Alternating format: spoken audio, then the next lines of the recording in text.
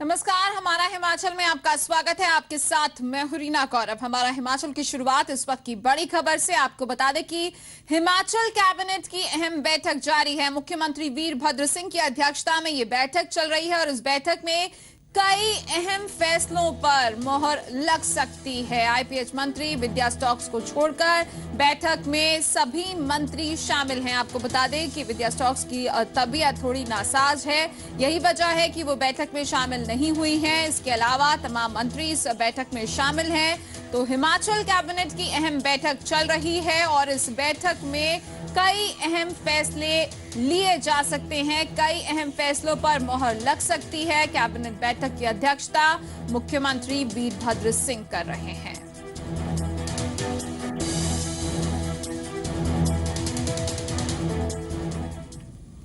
और एक और अहम खबर आपको बता दें कि 4 और 5 फरवरी को प्रदेश के सभी विधायकों के साथ बैठक होगी।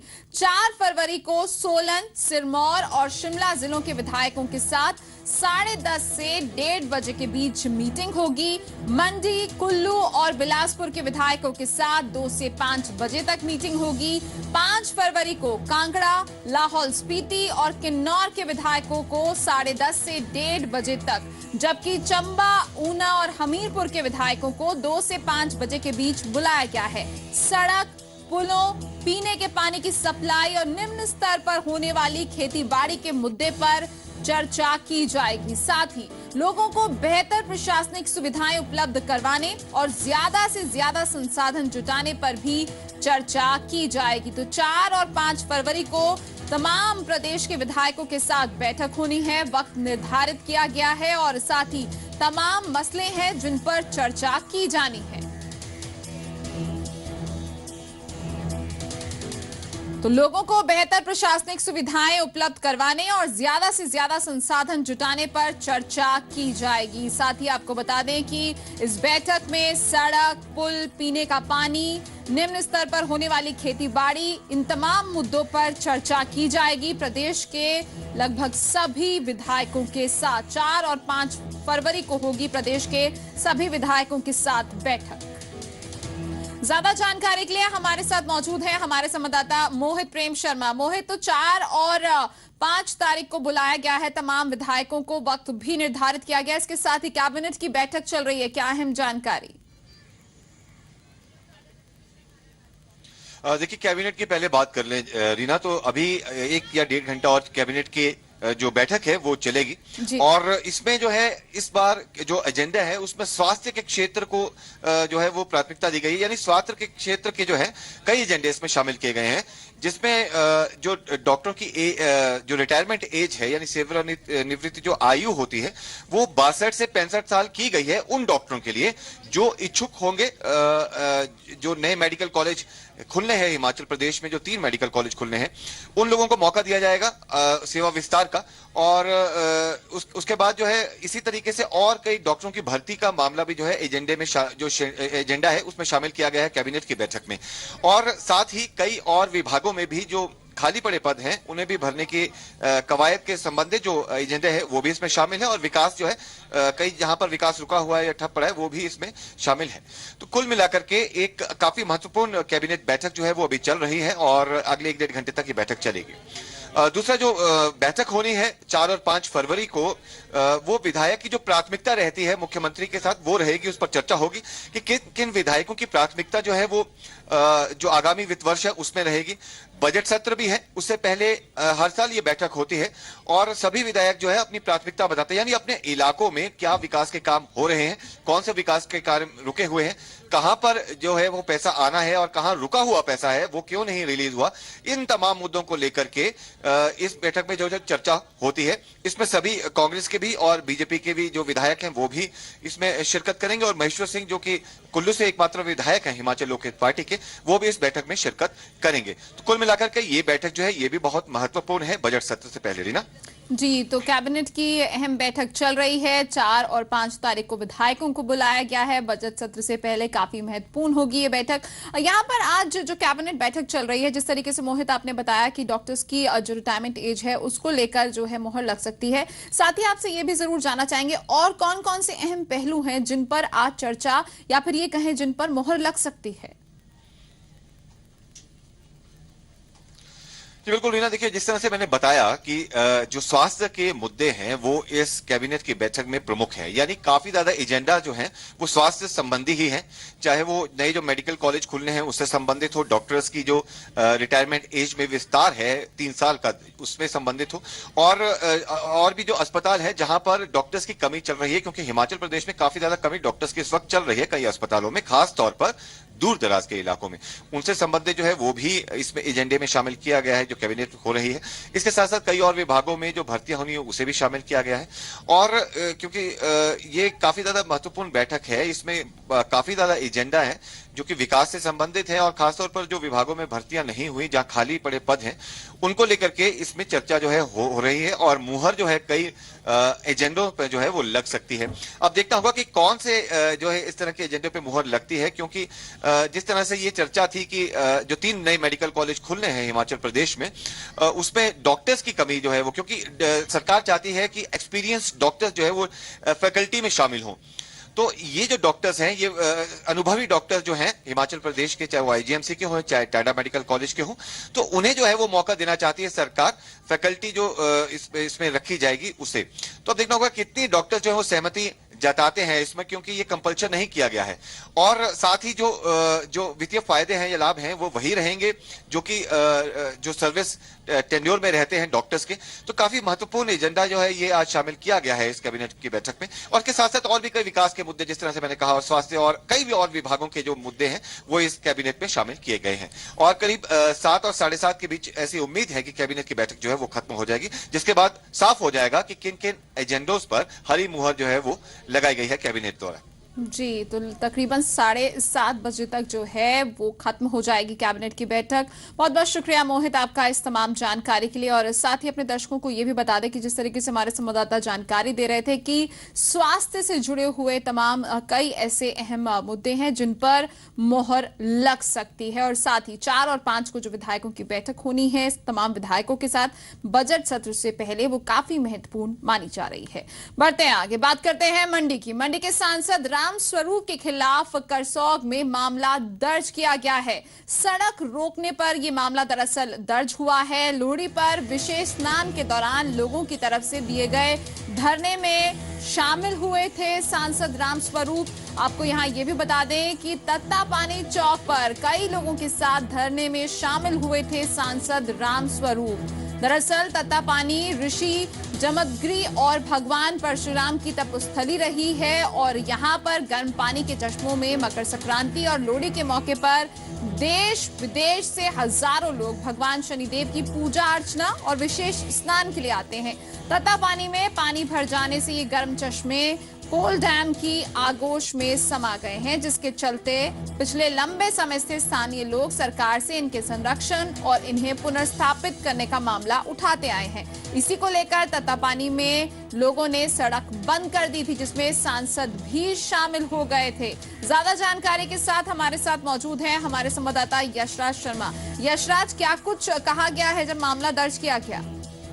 जी बिल्कुल, आज जो विरोध प्रदर्शन किया गया था स्थानीय लोगों द्वारा, जिसमें सांसद जो मंडी के राम स्वरूप शर्मा वो भी शामिल हुए थे, उसके बाद पुलिस ने मामला दर्ज किया। राम स्वरूप शर्मा और जो करसोग के पूर्व विधायक हैं हीरालाल के साथ लगभग 25 से 30 लोगों के खिलाफ ये मामला दर्ज किया गया, जिसमें रास्ता रोकना और दूसरा जो लोगों को इकट्ठा करना और भाषणबाजी करने का ये मामला दर्ज किया गया दोनों के ऊपर। जी यशराज, आखिरकार किसने ये मामला दर्ज किया है ये जरूर जानना चाहेंगे, और क्या कुछ आगे इस मामला दर्ज होने के बाद कार्रवाई हो सकती है? जी बिल्कुल, ये मामला करसोग पुलिस ने दर्ज किया क्योंकि तत्तापानी जब इसमें मकर संक्रांति के दिन यहाँ पे हजारों लोग यहाँ पहुंचे और काफी लंबे समय से लोगों की ये मांग थी कि क्योंकि जो गर्म पानी के चश्मे थे वो कोल डैम जब बना था उसके अंदर डूब गए थे और लोगों की ये मांग थी कि उनको पुनर्स्थापित किया जाए। लेकिन सरकार से आश्वासन मिलने के बाद आज, क्योंकि आज वहाँ पे काफी लोग आए होते, ऐसे में वहाँ पे धरना प्रदर्शित किया गया। तो जो करसोग पुलिस है उन्होंने मामला दर्ज किया है और इसके बाद अब रामस्वरूप शर्मा को नोटिस भेजा जाएगा, जिसके बाद आगे कार्रवाई की जाएगी। बहुत बहुत शुक्रिया यशराज आपका इस तमाम जानकारी के लिए। तो नोटिस भेजा गया है रामस्वरूप को और अब आगे की कार्रवाई की जाएगी। बड़ी खबर, हिमाचल प्रदेश में पंचायती राज संस्थाओं के चुनाव के बाद अब सूबे के राजनीतिक गलियारों में न्याय पंचायत बनाने के लिए एक नई बहस शुरू हो चुकी है। इसके तहत 8 से 10 पंचायतों की एक साझा न्याय पंचायत बनाने की मांग उठने लगी है। एक ऐसी न्याय पंचायत जिसमें पंचायत स्तर पर ही फौजदारी, राजस्व और ग्रामीण इलाकों में आपसी विवाद को निपटाया जा सके। इस बहस में सीपीआईएम, बीजेपी और कांग्रेस तीनों राजनीतिक दल एक ही सुर में न्याय पंचायत का समर्थन कर रहे हैं। तीनों दलों का कहना है कि अगर ये प्रणाली शुरू हो जाती है तो इससे जहां अदालतों पर बोझ कम हो पाएगा, वहीं लोगों को भी त्वरित न्याय मिलने की उम्मीद है। अगर गांव में ही बैठ करके अगर जो पंचायती राज संस्थाओं के जो सदस्य जीत के आए हैं वो निष्पक्ष रूप से अगर काम करें और निष्पक्ष न्याय प्रदान करें तो ये एक अच्छा कदम होगा। भारतीय जनता पार्टी इसका स्वागत करेगी है तो हम इसको स्वागत करेंगे, बट इसको देखना ये पड़ेगा कि कैसे ये संभावनाएं, जब आज न्यायालय जो है जगह जगह खुल चुके हैं और जुडिशरी का सिस्टम ऐसे भी स्ट्रांग हुआ है, बहुत सारी अदालतें हैं, तो अगर आज के संदर्भ में ये पॉसिबल है, ऐसा कोई हो सकता है, तो हम तो इसका स्वागत करेंगे। जो लोग आज रेवेन्यू के मामले में या फौजदारी के मामले में जो कोर्ट जाते हैं और लाखों रुपए लोगों के खर्च होते हैं, वो पैसा पूरा बच जाएगा।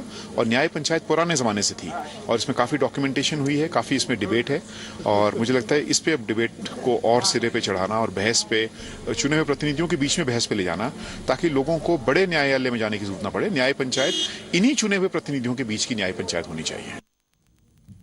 चलिए बात करते हैं पीलिया के कहर की। शिमला में पीलिया से एक महिला की मौत हो गई है। महिला को देर रात कमला नेहरू अस्पताल से आईजीएमसी शिफ्ट किया गया था, जहां पर पीलिया की चपेट में आई महिला की मौत हो गई। आपको ये भी बता दें कि महिला निगम विहार की रहने वाली थी। गौरतलब है कि शिमला में कई दिनों से पीलिया का प्रकोप लगातार जारी है। आईजीएमसी में रोजाना 7 से 8 मरीज अस्पताल में दाखिल हो रहे हैं और इस वक्त की बड़ी खबर ये आ रही है कि शिमला में पीलिया से एक महिला की मौत हो गई है, जिसे देर रात कमला नेहरू अस्पताल से आईजीएमसी में शिफ्ट किया गया था।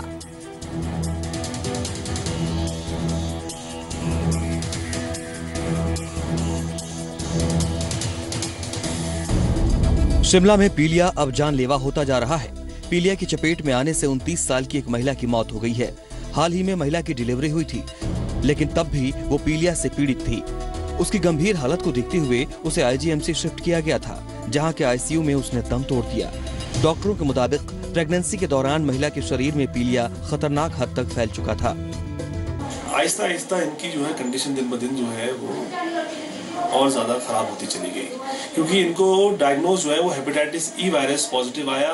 वो जो है अनफॉर्चुनेटली प्रेगनेंसी में और ज्यादा एग्रेसिव हो जाता है और ज्यादा जो है खतरनाक रूप ले लेता है। उधर आईजीएमसी पीलिया से निपटने के लिए खुद को बेबस बता रहा है। अस्पताल प्रशासन मान रहा है कि हेपेटाइटिस ई और ए के टेस्ट की अस्पताल में सुविधा नहीं है, लेकिन प्रशासन ने सरकार से इन जांचों को जल्द शुरू करने की मांग की है। यहाँ टेस्ट करने में हमारे पास सक्षम है, लेकिन इसकी जो है परमिशन के लिए सरकार को जो है चिट्ठी लिखी गई है, लेकिन जब तक वहाँ से रिप्लाई जो भी पॉजिटिव रिस्पांस आएगा उस तक टाइम के लिए हमने जो है लोकल जो सप्लायर्स हैं उनसे बात कर रहे हैं, जिससे जो है हम तब तक जो है यहाँ पे उसको परचेज करके एटलीस्ट जो टेस्ट हैं उनको जो है शुरू कर दें। इधर आईजीएमसी में पर्याप्त इंतजाम नहीं है, तो उधर बीमारी लगातार अपने पैर पसार रही है। अब तक 800 से ज्यादा लोग पीलिया की चपेट में आ चुके हैं, जिनमें से ज्यादातर मरीज देसी इलाज की भी मदद ले रहे हैं। इससे पहले कि हालात बेकाबू हो जाएं, जरूरत है जल्द से जल्द घातक बीमारी पर काबू पाने की। मोहित प्रेम शर्मा, जी मीडिया, शिमला। शिमला में इन दिनों पीलिया के मामले दिन ब दिन बढ़ते जा रहे हैं। अक्सर शिमला में बरसात में पीलिया का प्रकोप देखा जाता है, लेकिन इस बार सर्दियों में भी पीलिया का असर देखा जा रहा है। बढ़ते पीलिया के प्रकोप के बाद अब जनता में सरकारी तंत्र के खिलाफ गुस्सा बढ़ता जा रहा है। शिमला में इस समय पीलिया की चपेट में सैकड़ों लोग आ चुके हैं। रोजाना इन मरीजों की संख्या में इजाफा हो रहा है, जिसे देखते हुए अब लोगों ने सरकार से सभी अस्पतालों में इसके मुफ्त इलाज की मांग तो की है, साथ ही नगर निगम से पिछले 3 महीनों के पानी के बिलों को माफ करने की अपील भी की है। लोगों का आरोप है कि सरकार की लापरवाही की वजह से लोग इस खतरनाक बीमारी का शिकार हो रहे हैं। सरकार को भी और नगर निगम को भी इसके बारे में काफ़ी प्रिकॉशन लेनी चाहिए, IPH विभाग को, और के ये जो इतना पानी इतना दूषित हो रहा है, जिसकी वजह से जो है मतलब काफ़ी पीलिया शहर में फैल रहा है। और जो गरीब लोग हैं वो तो अभी जितनी बीमारियां उनको हो रही है, जगह जगह हॉस्पिटलों में जाते हैं, वहाँ भी उनका जो है टाइम से ट्रीटमेंट नहीं हो पा रहा है। तो इस वजह से जो है सरकार को थोड़ी उनकी हेल्प करनी चाहिए। वहीं लोगों के इस मांग को निगम पार्षद भी जायज ठहरा रहे हैं। कांग्रेस पार्षद सुरेंद्र चौहान ने तो इस मुद्दे को निगम की अगली बैठक में भी उठाने की बात कही है। यही बात पानी के बिल की मैं सरकार से भी और नगर निगम की मासिक बैठक में भी ये मामला मैं जरूर उठाऊंगा, क्योंकि जो पिछले 3 महीने से जो पानी का बिल आ रहे हैं और जो पानी जो है पीलिया से ग्रस्त जो लोग हैं उस एरिया के लोगों को राहत दी जाए और पानी के बिल को या नगर निगम वहन करे या सरकार उसको वहन करे, क्योंकि गंदा पानी और पीलिया के जो केसेस आ रहे हैं उसके रिगार्डिंग लेकर के हम नगर निगम की मासिक बैठक में मैं इस इशू को उठाऊंगा कि पानी के बिल को एग्जम्प्ट किया जाए, जो पिछले 3 महीने से पानी के बिल आ रहे हैं। शहर में फैल रहे पीलिया का मुख्य कारण अश्विनी खड्ड से दूषित पानी की सप्लाई को माना जा रहा है। हालांकि निगम ने गिरि पेयजल योजना के जरिए पानी की सप्लाई तो शुरू की है, लेकिन ये नाकाफी साबित हो रही है। ऐसे में एक तरफ जहां लोग बीमारी से जूझ रहे हैं, तो वहीं साफ पानी की किल्लत भी शहर के लिए बड़ी समस्या बनी हुई है। मोहित प्रेम शर्मा, जी मीडिया, शिमला।